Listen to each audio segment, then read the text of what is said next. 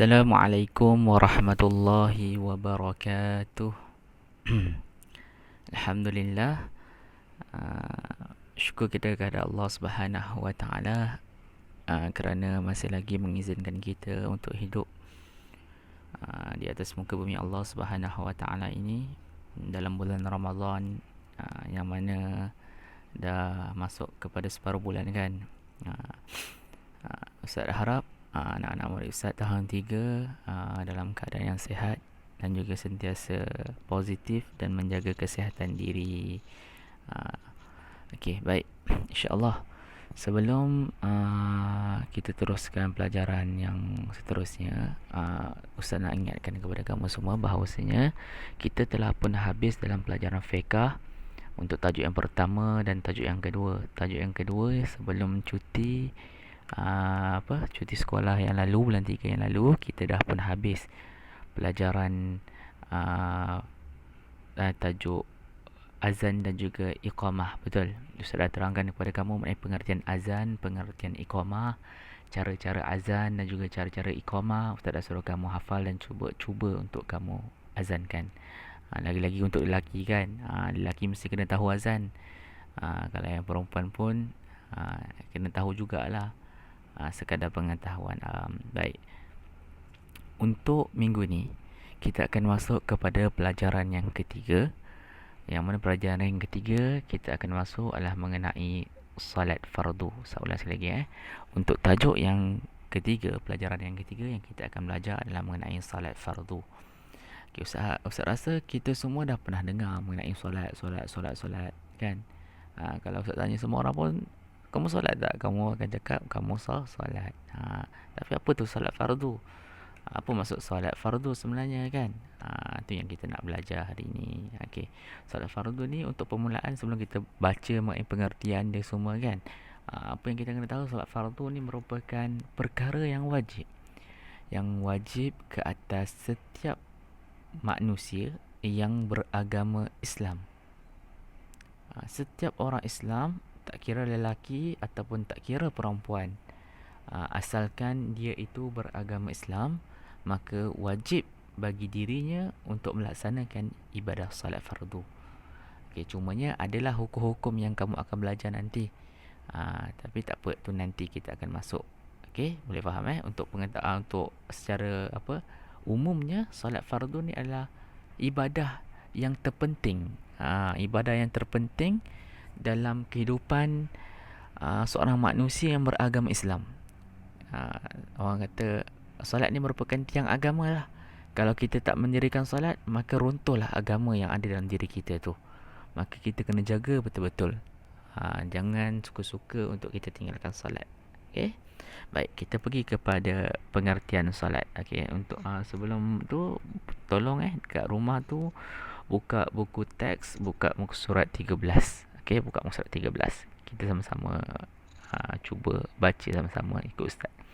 Okey, pengertian ustaz nak baca ni, tolong ikut Pengertian salat ialah perkataan dan perbuatan yang dimulai dengan takbir dan disudahi dengan salam dengan syarat-syarat tertentu. Saya ulang sekali lagi. Pengertian salat ialah perkataan dan perbuatan yang dimulai dengan takbir dan disudahi dengan salam dengan syarat-syarat tertentu. Sekali lagi, pengertian salat ialah perkataan dan perbuatan yang dimulai dengan takbir dan disudahi dengan salam dengan syarat-syarat tertentu. Okey, kita tengok kat sini. Saya nak bagi penerangan mengenai pengertian salat. Kita tengok pengertian salat ialah perkataan dan perbuatan. Apa maksud perkataan dan perbuatan?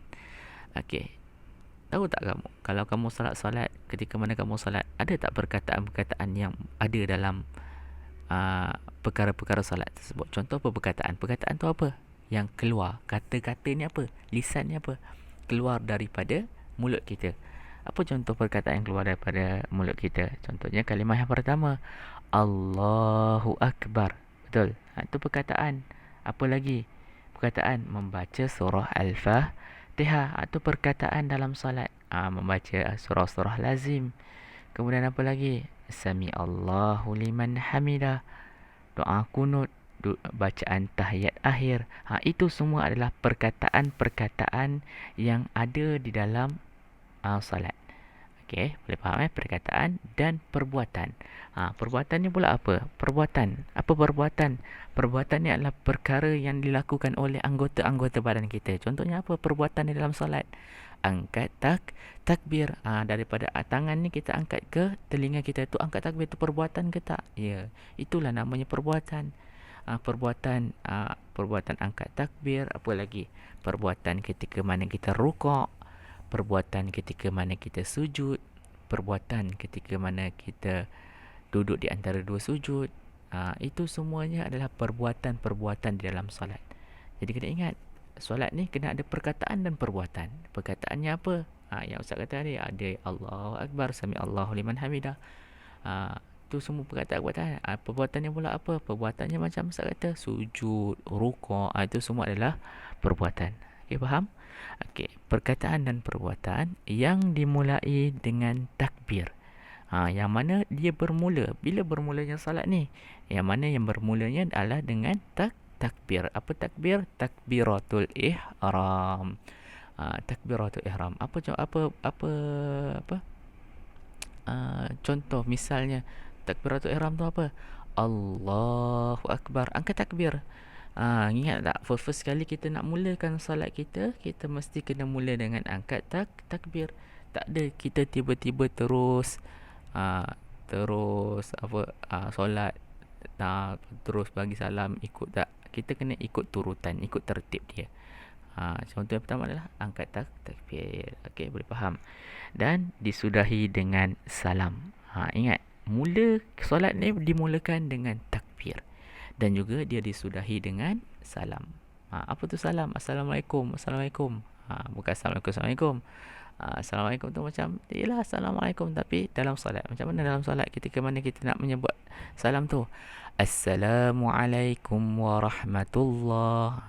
Bila kita melafazkan lafaz salam yang pertama, itu menandanya kita telah pun mengakhiri ibadah salat kita. Maka bila first kali je kita dah ucapkan salam yang pertama, maka dah settle dah kita punya salat. Okey, dengan syarat-syarat tertentu. Apa tu syarat-syaratnya? Mestilah kamu kena belajar. Ingat syarat dia macam mana kita, apa hukum solat ni, syaratnya macam mana kita nak solat ni, boleh ke kita solat dalam keadaan yang kotor, semua tu kan. Semuanya kamu akan belajar lepas ni. Okey, cumanya Ustaz ulang sekali lagi pengertian salat. Pengertian salat ialah perkataan dan perbuatan yang dimulai dengan takbir dan disudahi dengan salam dengan syarat-syarat tertentu. Okey, saya nak kamu hafal ya nanti. Okey, kita terus pergi kepada seterusnya. Okey, buka muka surat 14 pula. Okey, muka surat 14 ni kita tengok ayat atas sekali Okey, buka ayat atas sekali. Okey, kita pergi kepada hukum solat fardu. Bila kita pergi kepada hukum, apa maksud hukum? Hukum ni macam ni lah. Ustaz dah terang kepada kamu. Hukum ni terdapat 5 dalam ibadah. Contohnya apa? Yang pertama, hukumnya wajib. Yang kedua, hukumnya sunat. Yang ketiga, hukumnya harus. Yang keempat, hukumnya makruh. Dan yang kelima, hukumnya haram. Tu hukum. Ada 5 hukum. Cuma nak tanya kat sini, bila kita cakap tentang salat fardu, hukumnya apa? Bila namanya fardu, hukumnya automatik. Ia merupakan wajib ataupun menjadi kewajipan. Bila wajib, tak buat, hukum dia berdosa. Wajib, kena buat. Tak buat, kita dosa. Macam ibadah puasa. Wajib tak? Wajib. Pada bulan Ramadan, kalau kita tak puasa, hukumnya apa? Berdosa. Tapi ada syarat-syarat je. Jom kita baca. Okay. Hukum salat fardu ialah wajib ke atas setiap orang Islam berakal dan baligh. Saya ulang sekali lagi. Hukum salat fardu ialah wajib ke atas setiap orang Islam berakal dan baligh. Okey, tengok situ Wajib hukumnya apa? Wajib ke atas siapa? Ke atas setiap orang Islam. Hukumnya wajib, tapi ada 3 syarat untuk menjadi wajib tu. Andai kata 3 syarat ni 2 je kita penuhi, yang satu lagi tak penuhi, maka wajib ke tak wajib? Tak wajib. Asalkan 3 syarat ni kita penuhi. Yang pertama apa? Islam. Yang keduanya berakal. Dan yang ketiganya baligh. 3 syarat ni kita ada pada diri kita. Contoh macam ustaz orang Islam. Yang kedua ustaz berakal. Dan yang ketiga ustaz baligh. Maka bila ustaz penuhi 3 syarat ni, maka hukumnya menjadi wajib. Tapi kalau ustaz tak penuhi 3 syarat ni, maka ia tidak wajib bagi ustaz. Okey, baik, kita pergi bagi penjelasan sikit Wajib ke atas setiap orang Islam. Okey, yang pertamanya, apa yang paling penting adalah Islam. Orang Islam mempunyai satu ibadah yang paling penting dalam kehidupan dia adalah solat. Solat fardu ni, bukan solat sunat, solat fardu. Okey, bila namanya orang Islam, ibadah kita yang paling utama yang kita perlu titik beratkan, yang perlu kita jaga adalah solat. Kalau kamu Islam, kan, ustaz pun Islam, tapi kena ingat bukan nama saja Islam. Namanya Ashraf Islam, namanya Arina Islam, namanya siapa lagi? Faris Islam. Memang namanya Islam. Tapi bukan sekadar namanya, kita nak tahu kita ni agamanya apa.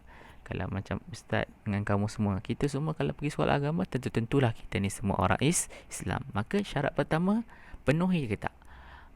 Maksudnya kat sini syarat pertama, kamu dengan ustaz, kita sama-sama orang Islam, maka syarat yang pertama kita dah penuhi. Betul? Okey, baik, kita pergi kepada syarat yang kedua. Yang kedua apa? Dia kata apa? Berakal.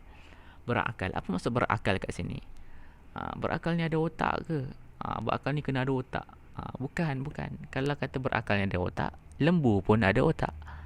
Kambing pun ada otak. Monyet pun ada otak. So diorang kena solat. Pernah nampak lembu solat? Pernah nampak monyet solat? Tak kan? Maksud dekat sini berakal ni, berakal ni maksud dekat sini adalah tahu membezakan yang baik dan juga yang buruk, ataupun nak katanya waras lah. Contohnya ustaz kata, saya bagi contoh kalau mencuri itu perbuatan baik ke buruk? Ustaz tanya kamu. Ada yang cakap buruk ke? Ada yang cakap baik ke? Jawapan yang mencuri adalah perkara yang buruk. Tapi kalau kamu ada yang kata mencuri ni perkara yang baik ustaz, maka ketika itu kamu ni tak berakal. Sebabnya kita tahu mencuri adalah perbuatan yang dilarang oleh Allah Subhanahu Wa Taala, jadi perkara yang tak baik. Apa lagi?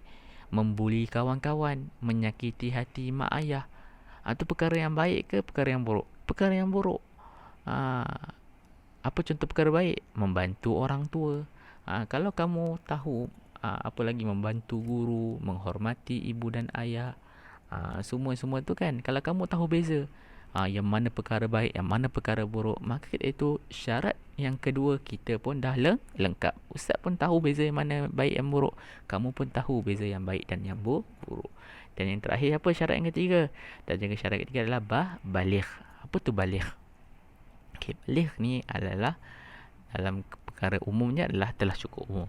Ataupun untuk lelaki, bila dia baligh, kebiasaan lelaki dia akan baligh umur 12 tahun.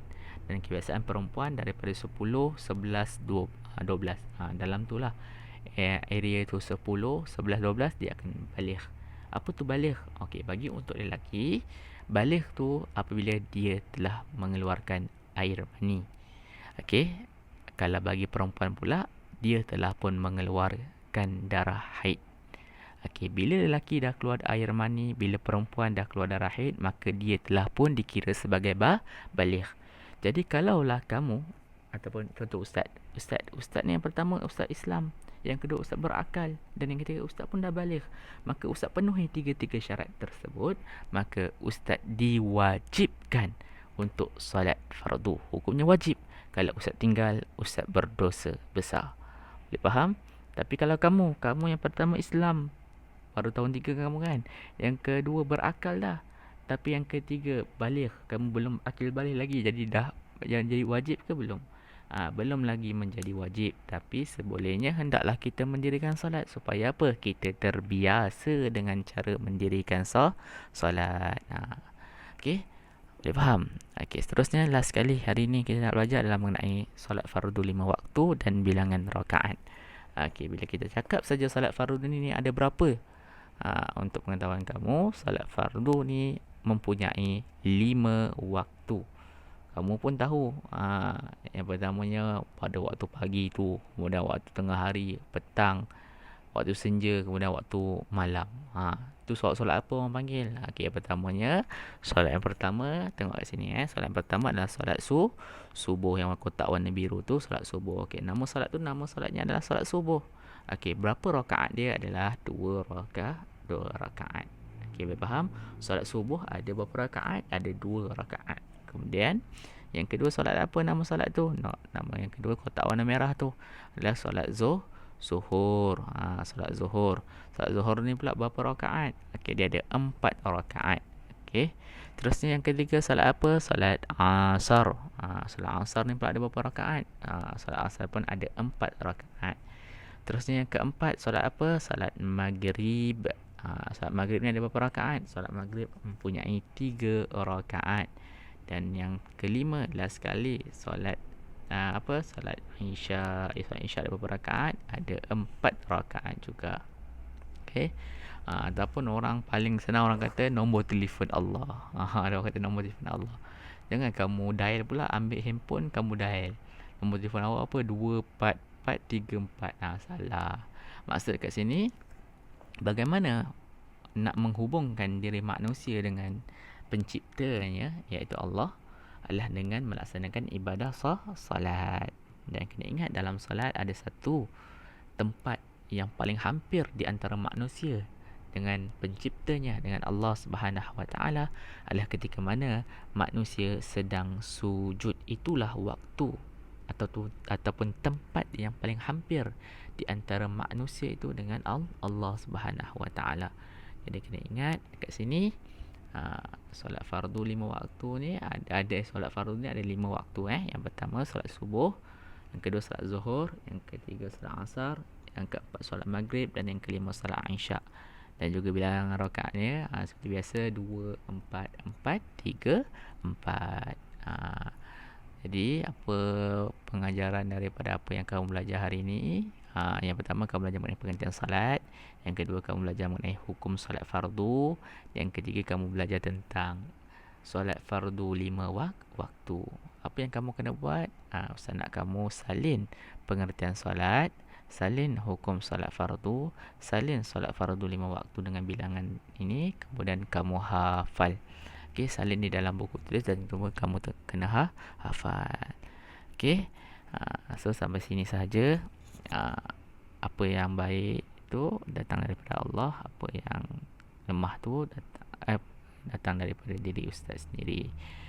Ustaz harap kamu semua dapat ambil iktibar, ambil pengajaran, dan juga amalkan apa yang ustaz dah ajar hari ini. Okey, insya-Allah bertemu lagi kita pada kelas yang lain. Assalamualaikum warahmatullahi wabarakatuh.